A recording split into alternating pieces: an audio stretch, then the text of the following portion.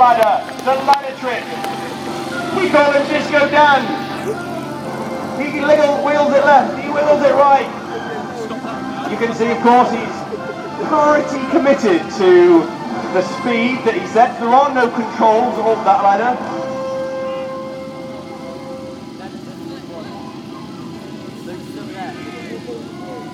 He's the biggest show off in the team.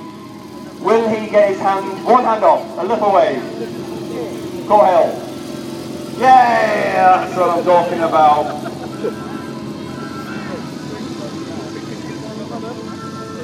That distraction enabled us to set up the 5-bike fan. It is 2.5 times better than the 2-bike fan that you saw earlier. This again is a very uncomfortable trick for the back box with his head down right in the middle because he's taking all the weight. 5 bikes in perfect unison. Perfect demonstration of the white helmets.